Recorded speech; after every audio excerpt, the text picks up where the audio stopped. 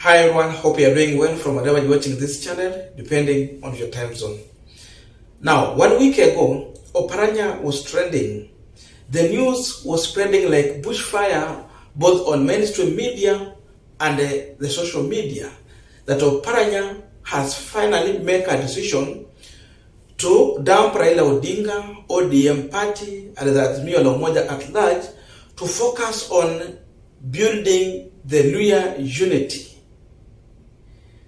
And no one went to an extent of sharing the video just to get the first-hand information, whereby Oparanya was saying what the media had already propagated. Many people wrote blogs about Oparanya, even mainstream media, they did it. But I did my research properly. I got the video.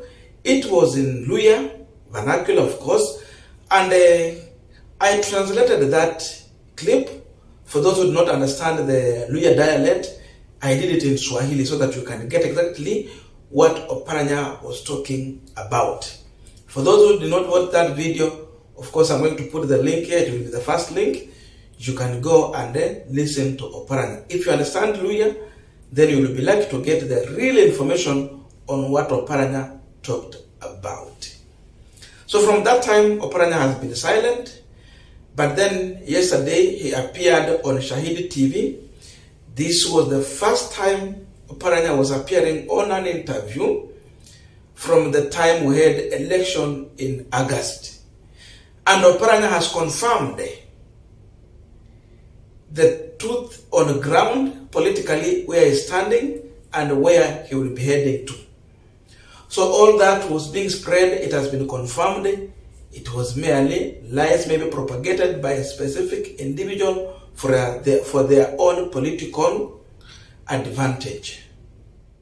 Weekly for Oparanya. Governor, they are saying you're no longer in ODM. We're saying. Rumors has people are saying out there. But I've never said. Why would I leave a party that I was part of the formation? Have you seen rumors, stories on social media? I've seen those rumors, but I think those rumors are from the government agents. But let me tell you that I'm in ODM to stay. And when that rumor started, I actually asked a few friends who called me where was the clip, and I've never seen a clip where I was captured specifically saying that I'm leaving ODM, I'm dumping Raila, I'm no longer going to support Raila. Raila is my party leader, so how can I just come like that? We have been best friends all along, all this time. We have worked together very well. I have no problem with him at all. And they said that I talked to this when we were at the funeral of the late MCA Faustin Werimo. As you know very well, Werimo has not been buried. Sure. There are court cases here and there.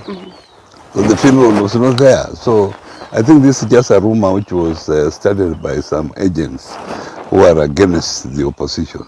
Yes. So you're still, actually what you're saying, you're clarifying that you're still put in I'm still put in ODM, I'm still put in Azimio. I'm the chairman of the executive council of Azimio, I'm still the chairman. I'm still the deputy party leader of ODM.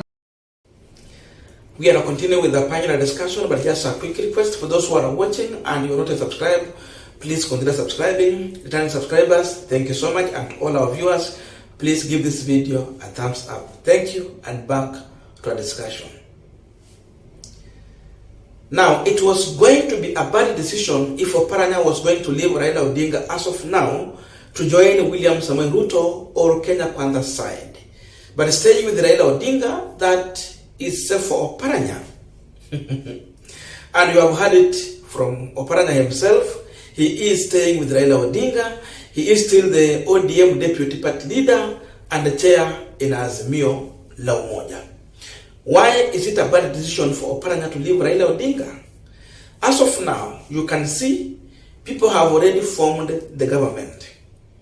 And therefore, for Oparanya to leave Azimio la Umoja to join Kenya Kwanza, what was he going to gain in that government? Is it a CS position? When he has seen even some governors who have finished their second term joining William Ruto are nowhere near Ruto's cabinet. We are talking about the Kisii governor. He went there, but where is he? Now he's nowhere, even politically you cannot hear about him. So it was going to be bad for Oparanya, but good for William Ruto and mudavadi and Wetangula. So for him to remain politically relevant, the only place to stay is be with railaodinga. You talk about the PS, no chance.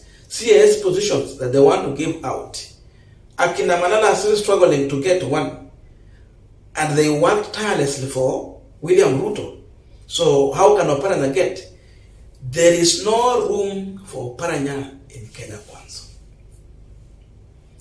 It was only going to benefit Ruto because perceptually it will be seen as people are leaving Raila.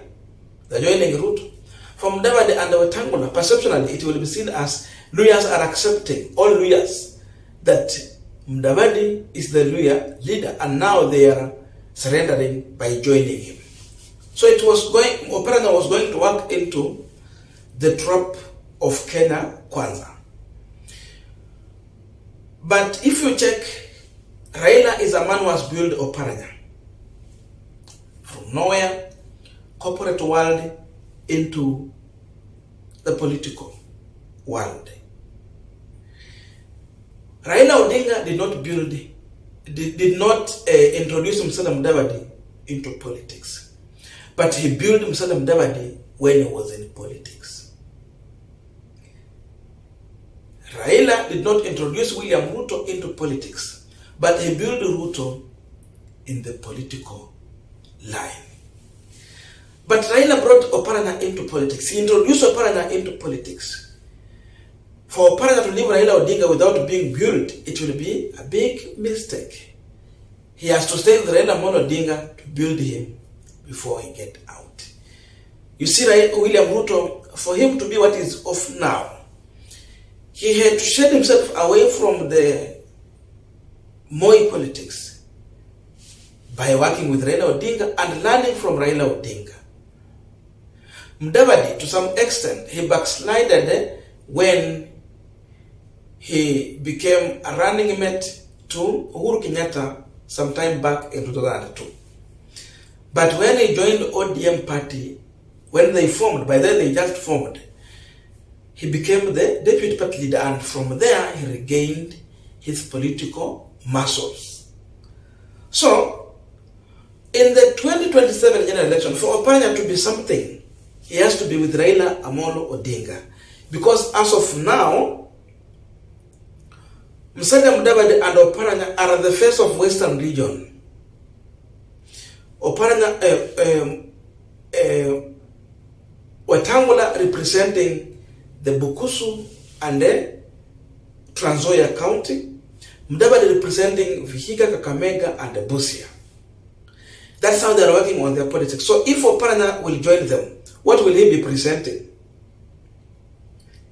He will be representing nothing. Instead, he will be working under Musalia Mudavadi. But now in Azimio la Umoja, Oparanya is representing Vihiga, Kakamega, and Busia. Then if you go to the other two constituencies, of course the Bukusu side, we have Eugene Wamalwa representing Bungoma and Trans Nzoia. So in Azimio you find that Oparanya has a space. He has a role to play. That is putting him on the map of Kenyan politics. And I want to take you back to 2017 election. If you flash back to your memory, you can understand what I'm talking about. When Musalia Mudavadi was working with Raila Odinga, together with Moses Masika Wetangula, where was Eugene Wamalwa? For Eugene Wamalwa to be on the map, you had to work with Uhuru Kenyatta. But then where was Oparanya? Oparanya was with Raila Odinga. But where was Oparanya politically on the map? You could not see Oparanya on that map because already Mudavadi was with railaodinga. So Oparanya had to take the back seat to work on Kakamega politics alone, and then allow Musalia Mudavadi to take over the face of Western region politics. So you can understand, if Mudavadi was to be with Raila Odinga as of now, Oparanya will be nowhere. He will only be just mtu wa mkono pale kwa Mudavadi. So in 2017, Oparanya was simply a mtu wa mkono for both Raila and Musalia Mudavadi. Because now Mudavadi alikuwa hapa, hata ANC gained more power in Western region, they got more elective seats. But now when Mudavadi is out, Oparanya becomes the face in ODM. So for him to remain more relevant and look more powerful, it is when he's not working with Mudavadi. But if you go to Kenya Kwanza, again atakuwa tu mtu wa mkono wa Mudavadi pale na William Samoei Ruto. Because of that reason, Oparanya has not made a decision to go into Kenya Kwanza. Unless if you want to vie as maybe a senator or a member of parliament. That is one of the big reasons why Oparanya will not go into that direction. So the same way Raila Odinga built Oparanya, he can replace him with another person. You bring another person, you build the person, put him on the map, and he will be even more senior compared to Oparanya, because Oparanya will be operating under Musalia Mudavadi in Kenya Kwanza. So for him to politically survive, just remain with the Raila Odinga. Then the people will view him as one of the leaders representing Mulembe Nation. In fact, even in the next general election, because now the issue of prime cabinet secretary is becoming popular, people will push Raila Odinga to have Oparanya as the prime CS maybe, then have Kalonzo as his running mate in case he will be on ballot again. So look at that. That's why Oparanya is focusing into that direction. So because of that reason, there's no way Oparanya will be in Kenya Kwanza, unless if you want to go into a political oblivion.